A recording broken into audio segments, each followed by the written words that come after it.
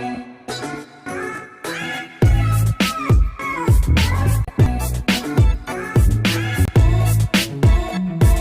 is up, my RC enthusiasts? It's David here from Run It RC, back again. I know I've been doing nothing but run videos this past week, so I thought I'd put my ugly mug in this video. Today I'm going to talk about the WPL 2-speed transmission, how to install, how to adjust, little tips and tricks. We're going to go ahead and dive into it and open it up to see what it looks like inside, see how beefy it is in there, and I'll let you know my thoughts on this thing. Let's go ahead and get down to this view, and I'll see you down there. So here it is. Go ahead and open this up for you guys.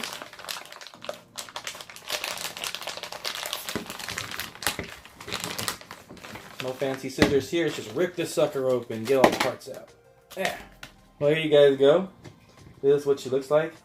Now there are two versions of this.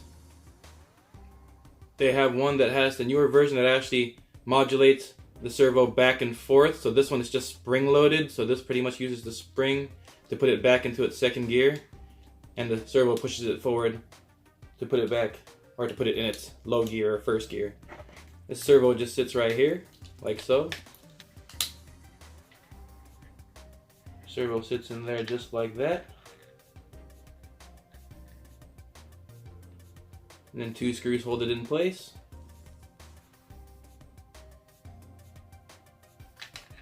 And you have a black servo arm that comes with this bag right here. It comes with a bunch of little servo arms, but you're going to be using this little black one right here.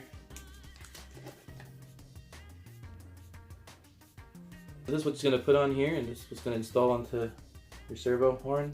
Well, this is your servo horn. It's going to install onto your servo gear. So yeah, that's how that goes. But for now, I'm going to go ahead and tear this sucker open, show you guys what it looks like in there. So let's go ahead and get to that. You have 4 screws over here. Well, there you go. Go ahead and pull this apart. And bam. And that's what it looks like inside. So that's what the gears look like in there, as you can tell. The gears are very beefy, so I don't see this really breaking, you know. I mean, there's no bushings in here. I mean, there's no bearings or anything in here, but there are bushings in here that you can replace with bearings. They do look like they're the same size as the WPL upgrade bearings that go on the axles. But I haven't done that, and I don't really see the need to. I mean, these are crawlers. You're not really going really fast with these things unless you're going to do a brushless upgrade. Then maybe you're going to want to do the single speed metal transfer case instead of this. That'll probably last a lot longer. But you got that. And you got this side. It's going to be your side with the motor stuck to it. And it is mounted on there with 2 screws, as you can see. Pretty sure you can see.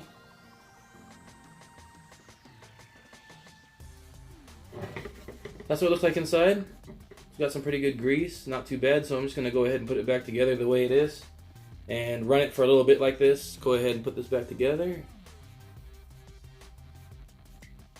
Like so. Making sure everything's lined up. There you go. So you want it to go in smoothly like that. You don't want to be pushing it together, forcing it to go in, especially if you're not sure that you have everything lined up properly. Then you're just going to be damaging gears, you know, chipping teeth or something on your gears or whatever. So yeah, that's how it went in. You just put the 4 screws back into these holes right here. So there you go, so it's all back together. Now these, I purchased 4 of these already, and none of them has come with a capacitor in the back. Now the capacitor is just there for interference. So if you're not really getting any interference when you're running your rig, you know, you're driving around and you feel like there's no interference from your radio system whatsoever, you'll be fine without it. I actually run it only on half of my rigs. Most of the ones that, you know, most of the kits that came with them, I just run them with them on, and the ones that didn't come with them, I just run them like this. So it's not a big deal.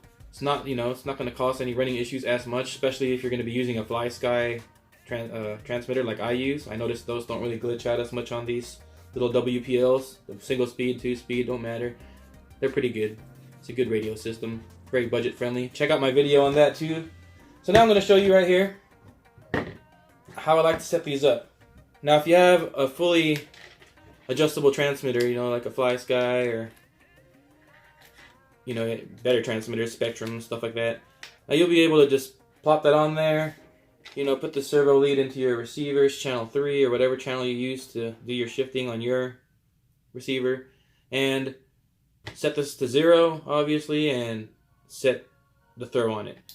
Now I noticed with this little servo arm that they use to shift with, it is the perfect size for it to be like complete 90 to this when it's installed. So when you're installing this and you're putting that on, especially if you don't have an adjustable transmitter, like you have the ready to run, or not the ready to run, but WPL sells a transmitter that had, you know, newer version of their transmitter that still looks just like their old one.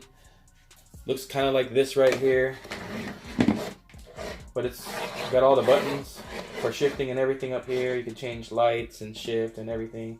So this one doesn't have it. This one's just the proportional one that came with the B36. But if you do have that transmitter, those are not adjustable endpoints on them. So what I would recommend to do is plug this in, you know, press that button to get it to get this arm to move this way. You want it to be complete 90, and that's going to get your best engagement into first gear. Now, I have had issues with these things still slipping after doing that. I know some people have had some other problems with these, but until I bump into those, I can't report on them because I haven't experienced them. So what I have experienced with this is this mount right here that holds the servo. It's very flexible. So when you're, you know, going on a steep incline, trying to get, you know, as much up as you can, maybe, you know, 40 degrees or more steep incline, well, it puts a lot of load on this transmission and it ends up skipping in and out of that gear. I found a fix for that. So I'm not sure if you can see this, but there's my C24. And if you look right there, that is my shift servo right there. And there's the shift link right there. And if you look right here, you see this little white foam block I put right there. Well, that foam block is just a little bit thicker than how it looks in there. I just squished it in there so that it would put pressure downwards towards the servo and push it that way. And I noticed when I did this, that whole issue of it slipping out of the gear completely stopped.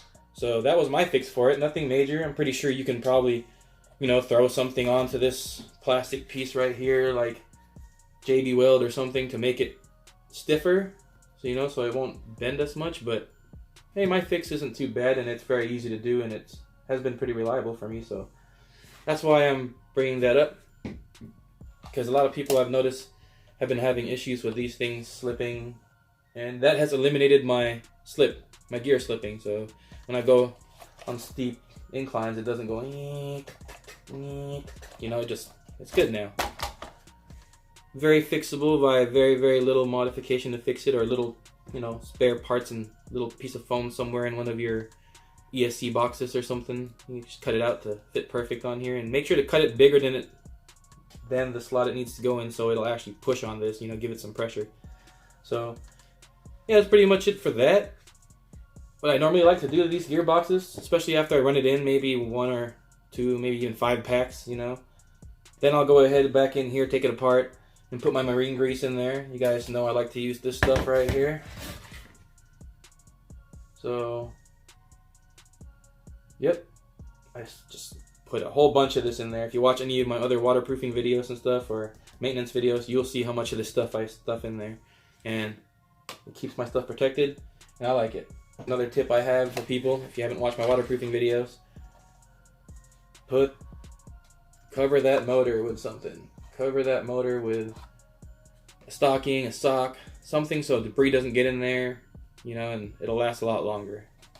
My verdict on these is they're very reliable. I have yet to break one. I have yet to have one completely spin out this shaft right here. Some people say this shaft spins freely from the gear inside, and that's obviously no good, but I have yet to experience that. And if you guys watch any of my running videos, you guys know I don't treat my rigs that well. And if it can handle my abuse, if you treat these things with more scaleness than I do, you know, you like to play with your stuff a little more gentle than I do, then this shouldn't give you any problems, really. Low gear is very controllable for low speed crawling and stuff. In the second gear, depending on how strong your ESC and your batteries are, it can get pretty fast. I mean, faster than stock, not by much, but a good enough speed to have on the trails so you can go walking with it and walk some trails with it and stuff. It's not going to be too slow, like having a single speed in there that you can't walk on the trails. You're going to have to pick up your truck just to find the next place to go crawl on instead of it driving beside you the whole way. Well, there you go, guys. There's my verdict on the 2-speed WPL transmission. It's definitely a buy. I recommend it. I like it. I use it, and I want it on all my trucks. Unless that new gearbox from the C20 or C34 is better. Now, if you guys have seen that, WPL is coming out with that Land Cruiser FJ40, and it does look like if you get the metal version, you're gonna get a new reduction gearbox with a 370 motor, all steel driveline, and hopefully a way better truck. I mean, if you look at it, they have a regular version for about 40-50 bucks, and they got that upgraded version for about $100, you know, C note. And I don't know, I've looked it up, I've looked at them, looked at some of the pictures, and it looks like you're getting more with the metal upgrade one than you are with the regular one. And if you got a regular one to modify it as much as the upgraded one, you're probably going to spend a lot more than $100. So that is definitely the route to go. I do recommend that route, but hey, a lot of people like to modify their own stuff and not buy all the WPL upgrades. And the regular one, hopefully, it'll be just as good as the B36s, since those ones are so good, and I believe WPL likes to step up their game. So from what I heard, all their new vehicles are coming out, all metal drivetrain now, you know, except probably for this 2-speed. I don't know if they're going to change this to metal, but it's a reliable one. So look out for that. I have pre-ordered those. I have those coming in, MN model D or MN45, which is the FJ45 truck version, and I have that metal edition C34 by WPL. That'll hopefully come in.